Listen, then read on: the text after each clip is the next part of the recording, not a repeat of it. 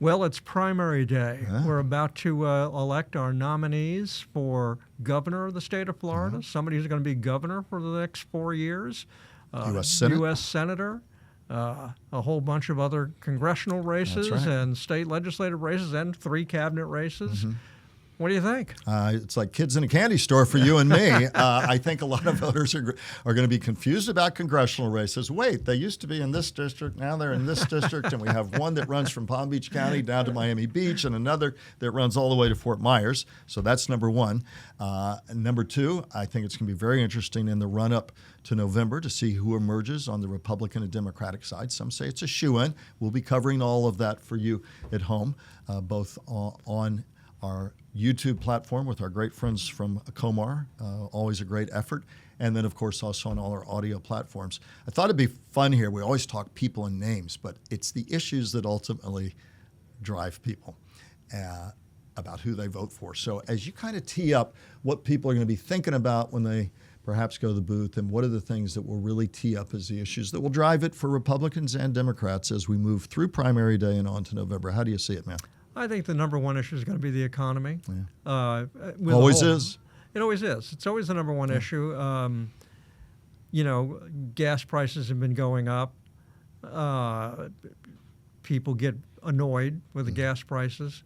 Prices at the grocery store have gone up. Housing and insurance in Florida. And insurance. There are some people who are apparently leaving the state because they can't afford to live here anymore.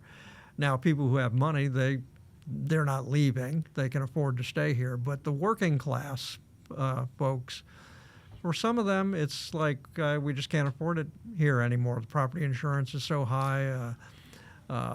And while there's been some relief from some insurance companies, it's not near enough. So that'll be a big issue. You got the property tax amendment, which they're not going to vote on it until November, but I think they're listening to see how candidates feel about the issue, and I think that they may lean more toward a candidate who supports their point of view on that property tax amendment. So, I think those are the biggest issues that are coming up: economy.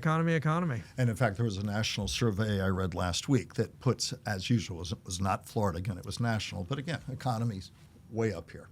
And, I was thinking about on the way in, because you and I have talked so much over the years, we love it and we like to talk about the people, the places, the names, the backgrounds of the candidates, but sometimes all of us who are political junkies, maybe we do overcomplicate it. At the end of the day, for people, what's happening to my pocketbook security, my family security, ability to make sure that I can afford the roof I have over my head, the groceries, make sure the kids are going to a good school, have some opportunities. We like to talk about all the machinations. Did you ever find yourself over the years, I do, saying, sit back, let's talk about what matters to people the most.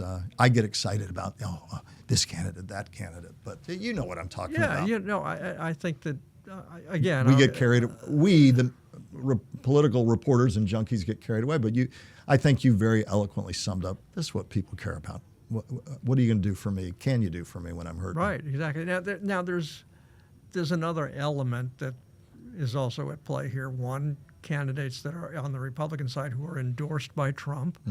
Political people will look to see if the people he endorses win or lose, and they'll use that as a measure of his power in Florida.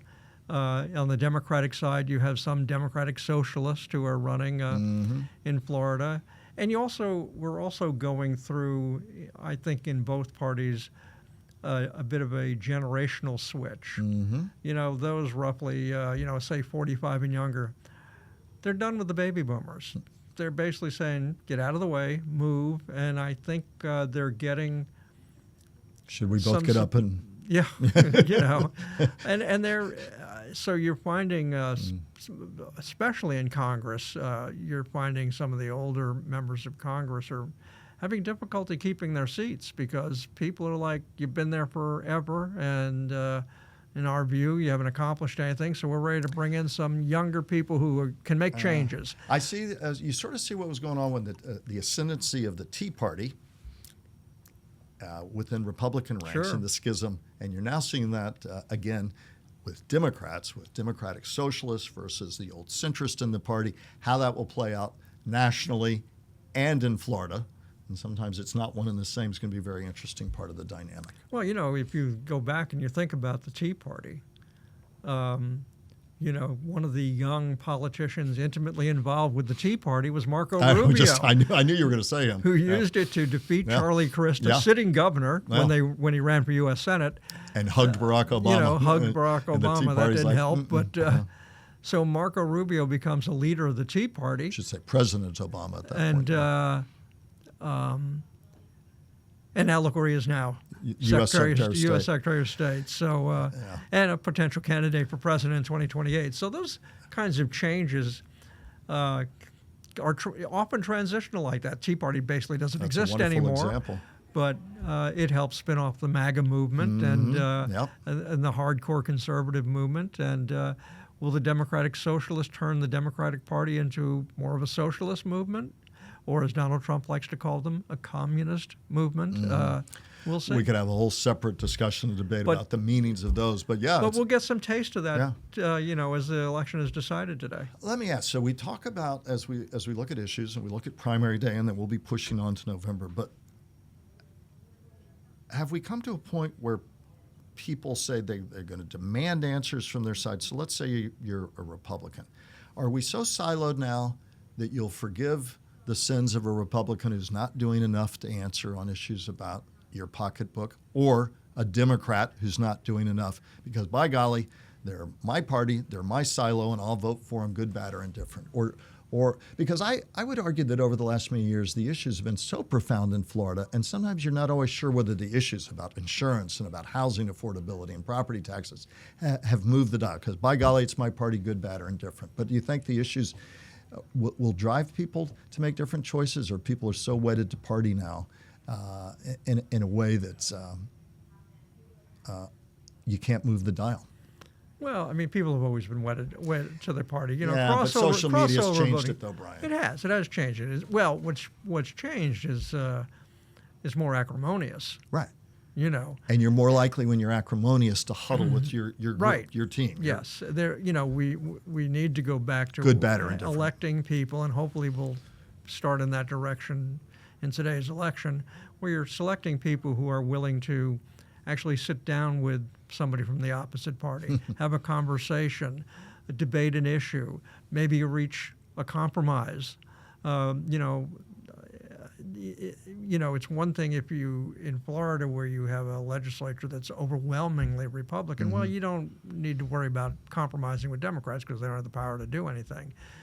But as we send people up to Congress, where things are very tight in the membership, Democrats and Republicans from Florida ought to sit down together, the members of Congress, and show the rest of the country what it's like to sit down, talk, and compromise on issues, and present Florida packages to the Congress. But we don't do that. They'd rather scream at each other. And hopefully voters will demonstrate that they're getting a little weary of that in the election today. I guess it boils down to, will party allegiance say to the voter, I forgive your sins or your omissions on policy issues because you're my party, or these issues have become so big, I want real substantive answers regardless of which party you're in. That may be Pollyanna-ish, but it's part of the interesting political dynamic we live in, and exciting times. And for you, Mr. Old political reporter in Tallahassee and everywhere else, I think only Lawton Chiles burned up more shoe leather across, and now we're dating ourselves, across the state than you did. Lawton who? Lawton what? What did he do? 1970, a Senate campaign, walked across the state. You did that a few times on your beat. But it'll be interesting leading up, and in the weeks to come, we're going to do some little different things. Talk to some, we've got great staffers with Comar. You don't get to see them. They're behind the camera, but these are young people who care about issues profoundly. Not long ago, we had two young men from FAU, Republican and Democratic clubs there, and we got a lot of feedback on what young people have to say, and I think it's important, and you and I talk a lot about making sure we're hearing those voices. So we're going to do a little bit of that. We're going to be talking a lot about the property tax amendment, Amendment 3. Absolutely. Boy, that's going to... We'll see, to your point. Does that issue really drive? Does that really demand answers from the nominees in August that are going to have to be very substantive that can't be them just assuming I'm a Republican or Democrat, so you'll be with me no matter what I say on the issues. So all of that and a lot more, and then this new congressional map. Will it give Republicans an added boost to hold the House? We'll see. Florida, like every other state, not every other, but many, the redistricting has been a story unto its own, Brian. Final thoughts on this primary day and moving forward to November. Okay. I hope people out there will let us know what they think about the election results tonight, and comment. And if you haven't already, please subscribe.